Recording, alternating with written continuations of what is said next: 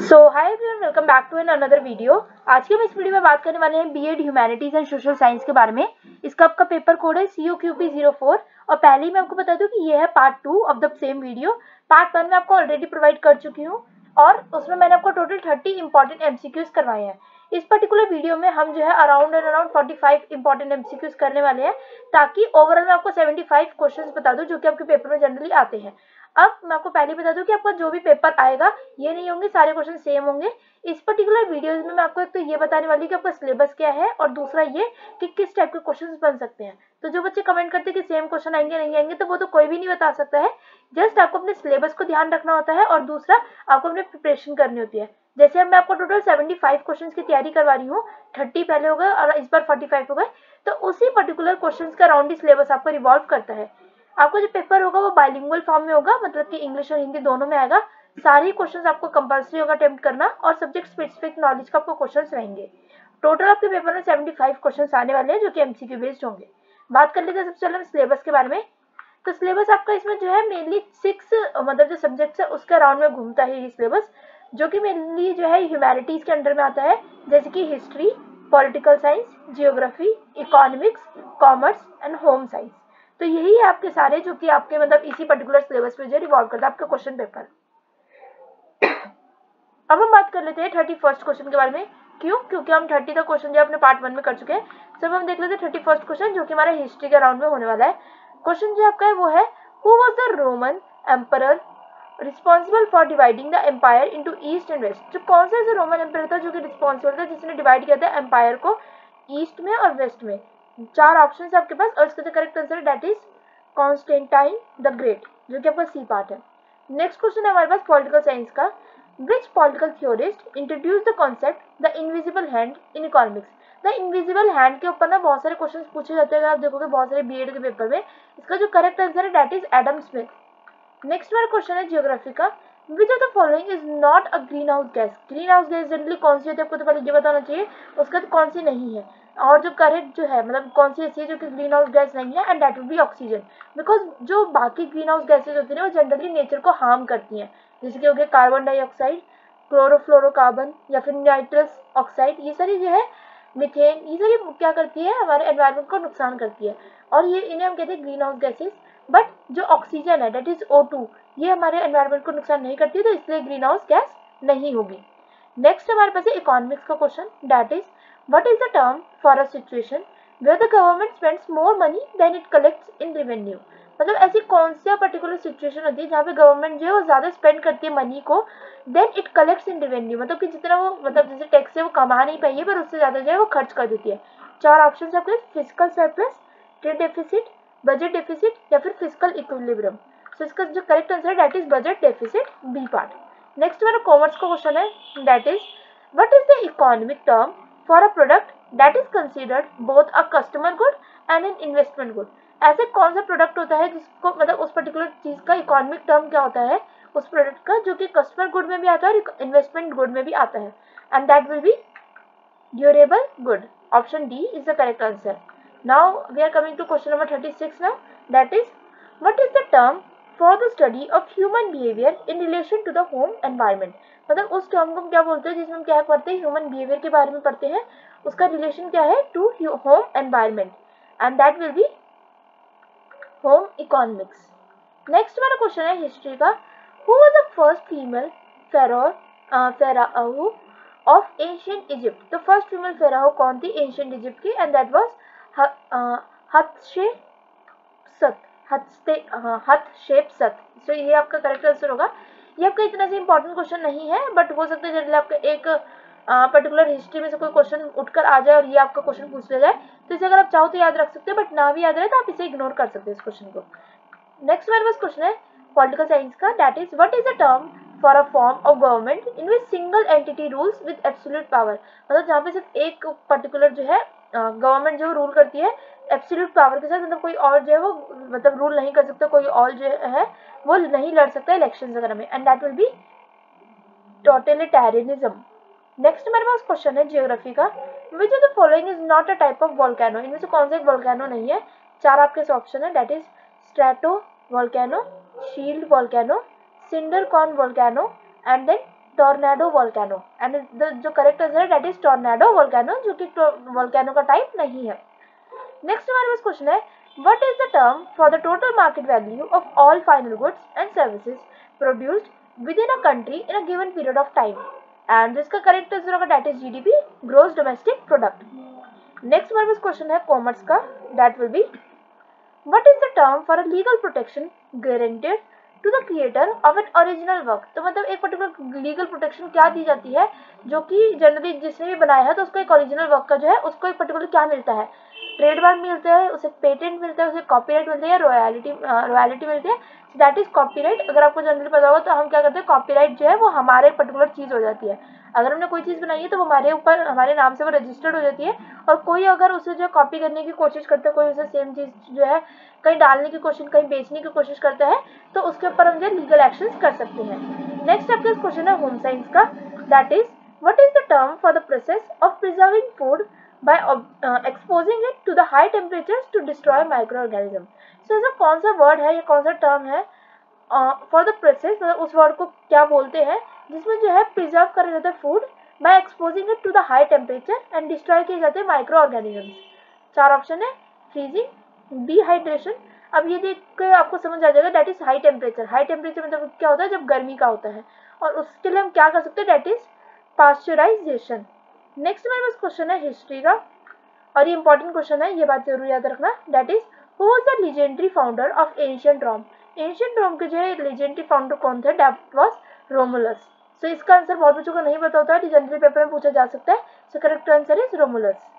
Next हमारे पास question है who is considered the father of modern democracy. Father of modern democracy का question भी इंपॉर्टेंट है, एंड दैट विल बी क्लिस्थेनिस। सो इसका करेक्ट आंसर है that is option D. Next हमारे पास क्वेश्चन है जियोग्राफी का, that is what is the term for the process by which the wind, water, ice and gravity move soil and sediment from one location to another.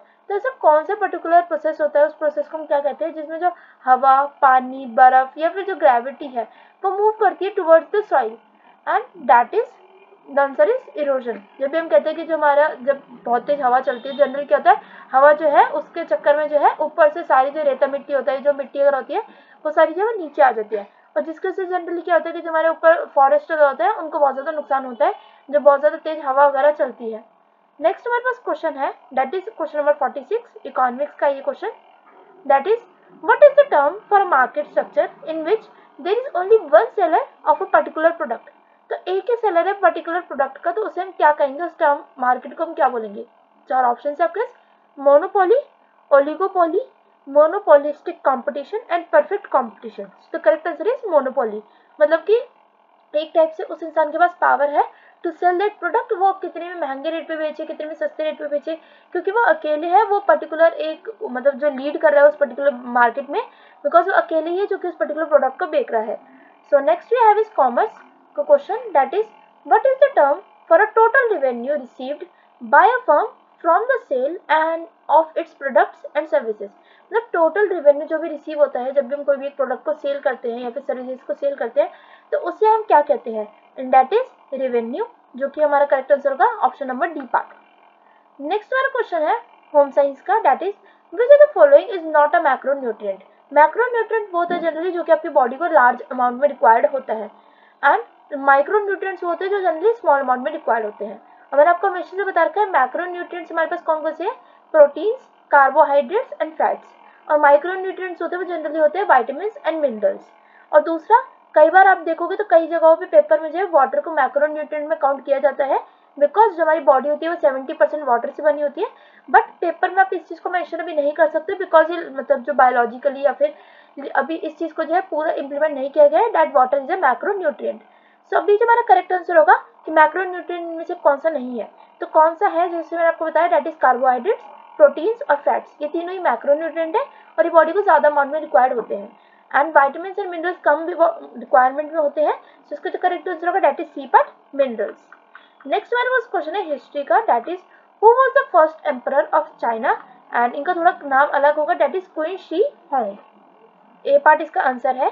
Next हमारे पास question है what is the term for a form of government मतलब एक कौन सा word use होता है उस गवर्नमेंट के लिए जहाँ पे जो पावर जो है वो कॉन्सेंट्रेटेड होती है in the hands of few wealthy individuals, जो लोग मतलब ज्यादा अमीर है सिर्फ उनके हाथ में जो पावर होती है, तो उस पर्टिकुलर गवर्नमेंट को हम क्या कहते हैं, दैट इज प्लूटोक्रेसी। इस वर्ड को आप याद रख सकते हैं, इंपॉर्टेंट क्वेश्चन आपके लिए पेपर के लिए।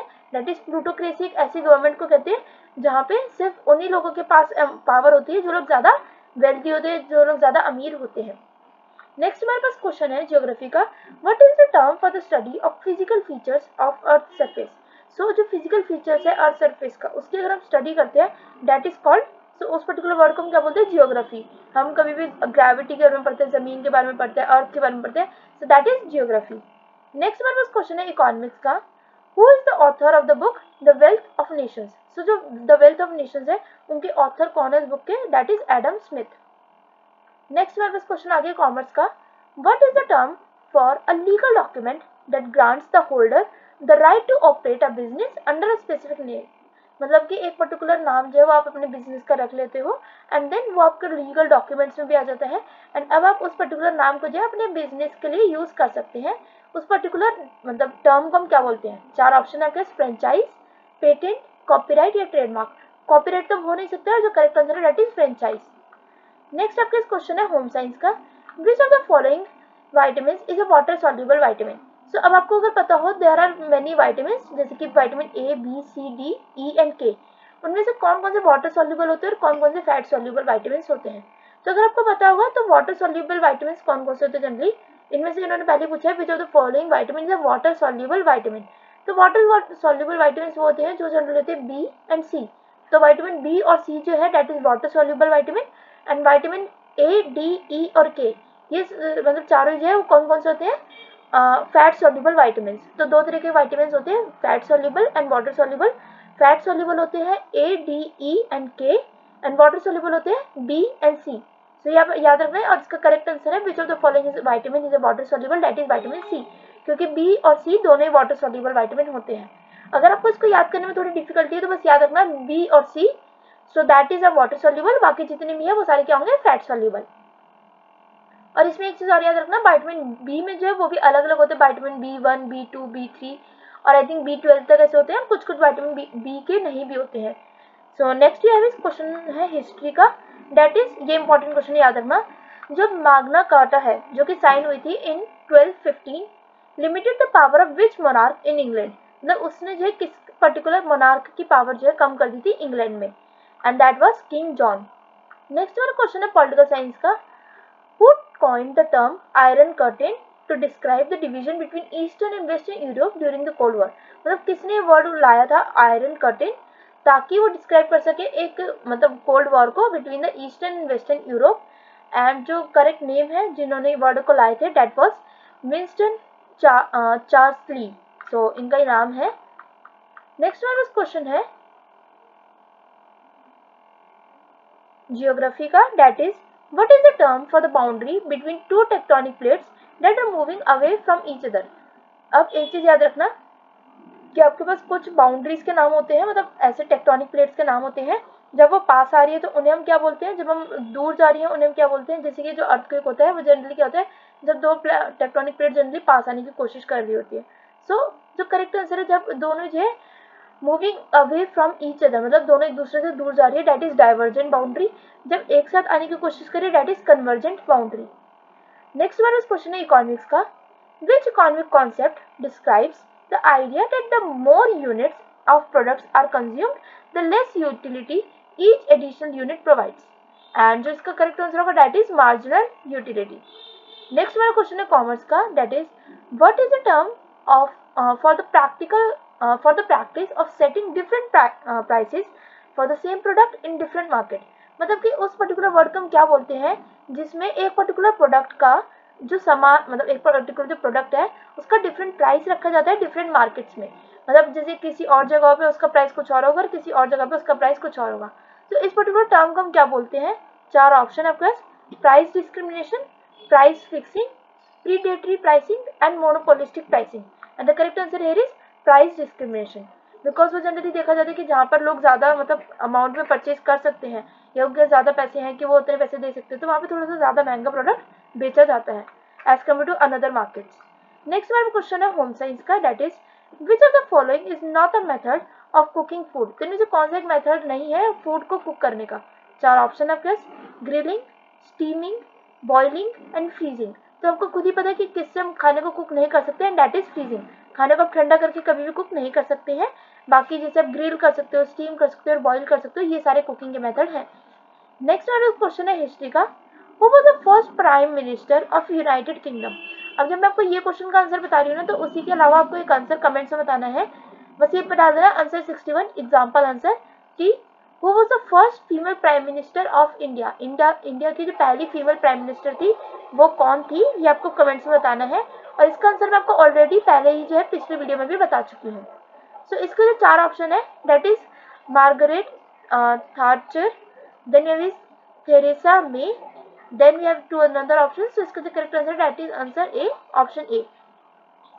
नेक्स्ट वन क्वेश्चन है पॉलिटिकल साइंस का, which political philosopher argued that individuals in a state of nature would create a social contract to establish a government for their mutual protection, and that was Thomas Hobbes. Next one question है geography का, which of the following is not a type of precipitation। precipitation का इनमें से कौन सा एक type नहीं है। चार ऑप्शन है, rain, snow, hail and fog। so correct answer here is fog. Next one question है economics का, that is what is the term for a situation where the price of a good is determined solely by the forces of supply and demand। तो इस particular term को हम क्या बोलते हैं, and that is market equilibrium. Next one question है question number 65 now, that is which of the following is an example of non tariff barrier to trade. मतलब इनमें से कौन सा एक एग्जांपल है नॉन टैरिफ बैरियर का ट्रेड में, that is voluntary export restraints.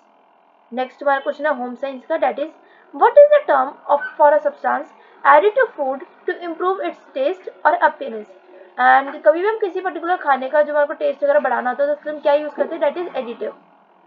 Next हमारा क्वेश्चन है हिस्ट्री का, that is who was the last emperor of Russia whose reign ended with the Russian Revolution of 1917, and here the correct answer is Nicholas II, या फिर हम Nicholas second भी इन्हें बोल सकते हैं।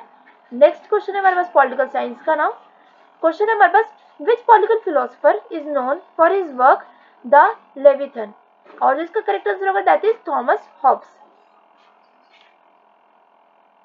नेक्स्ट हमारे पास क्वेश्चन है question number 69 now, that is geography का, that is what is the term for the area of land drained by a river and its tributaries. या सो जो यहाँ पे ऑप्शंस है, जैसे कि कौन सा एक वर्ड है जिसमें हम यूज करते हैं जहाँ पे लैंड ड्रेन्ड है by the river. So the correct answer यहाँ पर क्या होगा, दैट वाज बेसिन। और ये तो आपने अपनी क्लास 11th 12th और 11th 12th का बल्कि 7th या 6th में भी पढ़ा होगा अबाउट बेसिन के बारे में, डेल्टा के बारे में। इन सब के बारे में आपको थोड़ा थोड़ा याद होना चाहिए अगर आप इस पेपर के लिए दे रहे हो, अटेम्प्ट कर रहे हो तो।